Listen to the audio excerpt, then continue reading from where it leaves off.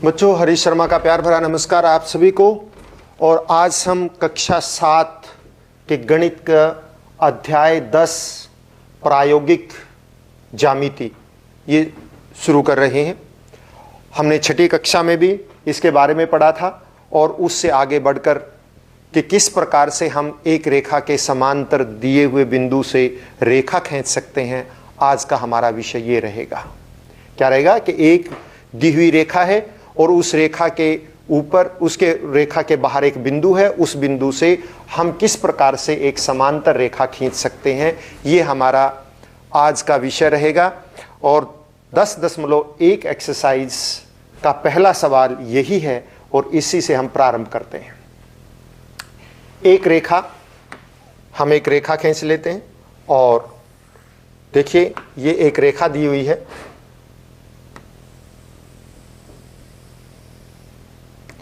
ये एक रेखा है, मान लिया इसका नाम ए बी है और इसके बाहर एक बिंदु सी है, ये बिंदु सी। और इस बिंदु सी से इस रेखा ए बी के समांतर एक रेखा खींचनी है। तो आइए किस प्रकार से उसको खींचा जाए ये देखिए। सबसे पहले हमें ये रेखा दी हुई है और एक ये बिंदु दे रखा है। इस बिंदु से होकर एक ऐसी रेखा खींचनी है जो ए बी के समांतर हो। समांतर रेखाएं वो होती हैं जिनके बीच की दूरी बराबर रहे। तो ऐसा करने के लिए हम क्या करेंगे, सबसे पहले हमारे पास रूलर यानी कि पैमाना जिसको बोलते हैं वो, और हमें प्रकार का प्रयोग करना है। दो ही चीज़ों का प्रयोग करना है, प्रकार जो आपकी ज्योमेट्री में होती है और एक ये पैमाना यानी कि रूलर स्केल, इसका प्रयोग करना है। सबसे पहले हम क्या करेंगे, स्केल की सहायता से इस पे एक सीधी रेखा खींचेंगे। ऐसे ही थोड़ा सा वो रेखा टेढ़ी हो तो अच्छा, आपको आसानी रहेगी। बाकी किसी भी तरह से खींच सकते हैं, कोई बात नहीं। मान लिया ये रेखा इसको यहां पर बिंदु डी पर मिलती है। सबसे पहले इस बिंदु से एक रेखा ए बी के ऊपर खींचेंगे, जैसे हमने ये खींच दी, और ये इसको मान लिया डी पर मिलती है। अब आपका कार्य शुरू होता है प्रकार का। प्रकार में पेंसिल लगाइए और दोनों सिरे लगभग बराबर होने चाहिए।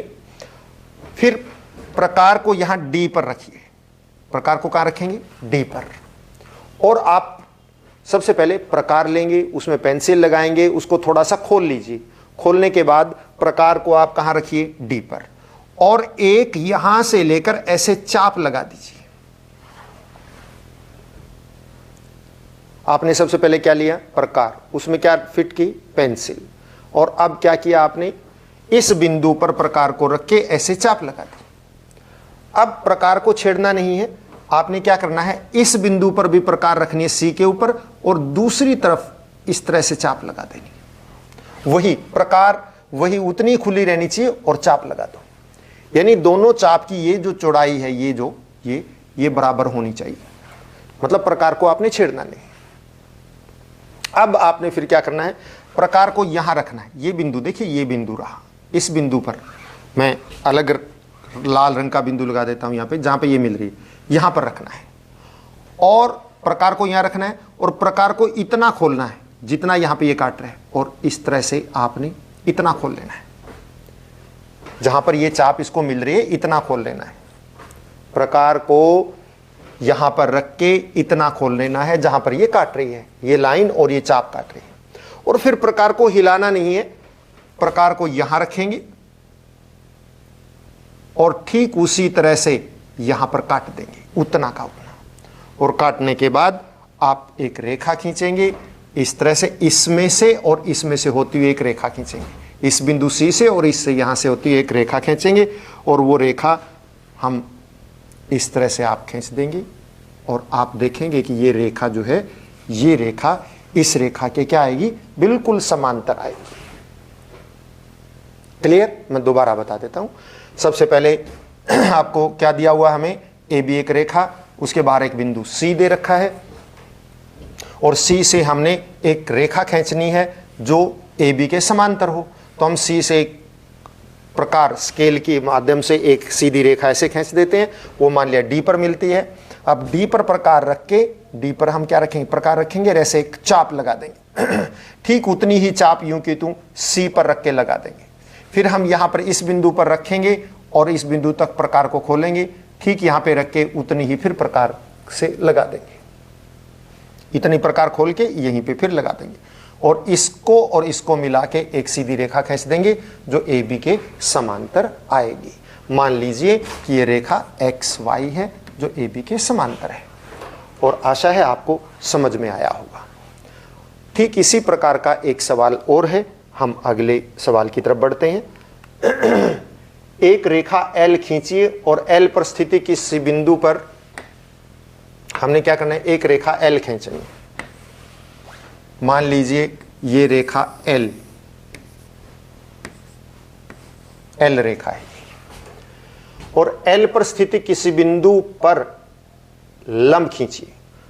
L पर स्थित कोई एक बिंदु हम ले लेते हैं, ये रहा बिंदु, इस बिंदु, ये बिंदु मान लिया A है और इस पर लंब खींचना है। किसी बिंदु पर, एक रेखा पर किसी बिंदु पर लंब खींचना हो तो क्या करते हैं, सबसे पहले हम प्रकार लेते हैं, प्रकार के अंदर पेंसिल फिट करके उसको थोड़ा सा खोल के और इस बिंदु पर प्रकार रख के इस तरह से चाप लगाते हैं जो ऐसे लग जाए, ऐसे चाप लगाएंगे। फिर आप एक सिरे पर यहां पर रखिए, ऐसे काटिए, फिर आगे काटिए, इस तरह से दो काट, तीसरा अपने आप यहीं पे आ जाएगा इसी रेखा के ऊपर। फिर आप क्या करें, यहां पर रख के ऐसे काटें, यहां पे रख के ऐसे काटें, तो इसको मिलाइए, ये हमेशा लंब होगा। मतलब आप देखिए, आप सीधा कर लीजिएगा, स्केल से करेंगे सीधा आ जाएगा, ये हाथ थोड़ा टेढ़ा हो गया कोई बात नहीं, तो इस तरह से एक सीधा लंब आ जाएगा।